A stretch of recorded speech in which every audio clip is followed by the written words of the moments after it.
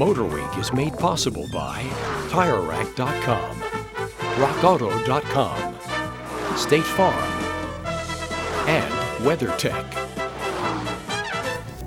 Hello and welcome to MotorWeek 91. We're glad to have you with us. The 80s will be remembered for many things, not the least of which is the Minivan Explosion. When Chrysler introduced their Caravan and Voyager back in 1983, they virtually invented a market segment and changed forever our ideas about family transportation. Well, minivans are still strong for Chrysler, but competition in the segment is growing, and it's because of that competition that Chrysler decided to update its design. Even the best of ideas need to be rethought every now and again, so let's see what Chrysler has done. What's apparent at first sight is that Chrysler didn't spend too much time on changing the appearance of their second-generation minivan. Actually, the new van styling is much softer than before. The lower hood line and wrap-around front lamps are more car-like and not unlike those of the Mazda MPV. All body panels except the roof are new, and the rear hatch now includes a high-mounted stop lamp. However, no one ever faulted the outside of the Dodge Caravan, Plymouth Voyager, and Chrysler Town & Country, so it takes a detailed tour of the interior to really appreciate how much has changed. All of the room is still here, it's just now much more user-friendly. Most controls have been moved from stalks and hiding places on the lower dash to pods on either side of the steering wheel. A driver's airbag is slated to be added next spring. It will be a first for a minivan. But right now we wish most cars had as comprehensive a gauge cluster as this one. The up-level cluster has closely grouped engine readouts.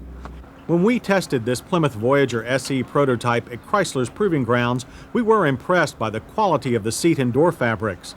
These sculptured cushions have a high-fashion look unknown in past Chrysler vans.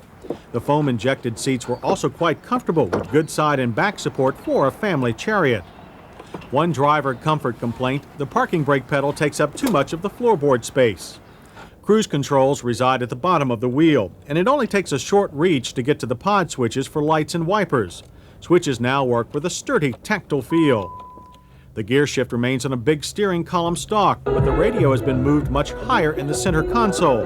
The ventilation controls are now also in the center and easier for the passenger to reach. The remote hatch release and rear defroster switch have been moved to a convenient spot under the radio. While all minivans are big on big item storage, the Chrysler design also excels for stowing small things.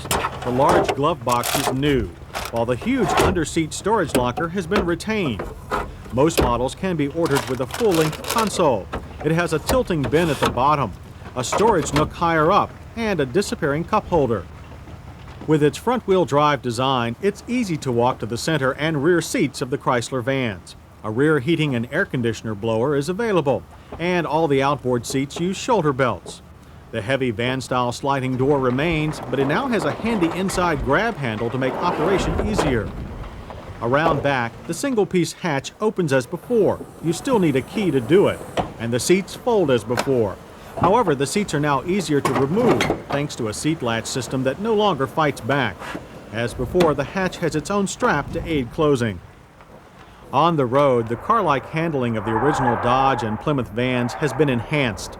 Numerous changes in the front-wheel drive suspension and steering components used on Chrysler cars have been incorporated here. Directional stability is very good.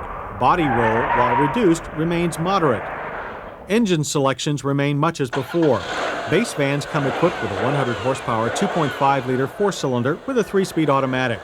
Chrysler's 150-horse 3.3-liter V6 and electronic 4-speed automatic combo is standard on stretched vans. Our original length model had that 4-speed with the 3-liter 141-horsepower Mitsubishi V6 engine. It delivered a fine 12.2-second 0-to-60 result. The big powertrain addition for 1991 is the available all-wheel drive. Designed to improve wet and poor road traction, it is a fully automatic system. Under routine conditions, 90% of the power goes to the front wheels. If the front wheels begin to slip, however, up to 45% of the power goes to the rear wheels. Chrysler now has the only van design available in either front or all-wheel drive. The all-wheel drive system will add about $1,900 to van prices, which should begin around $13,000 and stretch all the way to twice as much. About another $800 will be required to add Bendix four-wheel anti-lock brakes. It is clear that Chrysler has done a remarkably restrained job in developing their renewed minivan line. Engineers clearly took the "if it ain't broke, don't fix it" adage to heart. It may not be shaped like a spaceship, but then you don't have to be an astronaut to understand it. The 1991 Plymouth Voyager, Dodge Caravan, and Chrysler Town & Country design is impressive, not only in what has been completely changed, but more so in how things that remained the same were made better.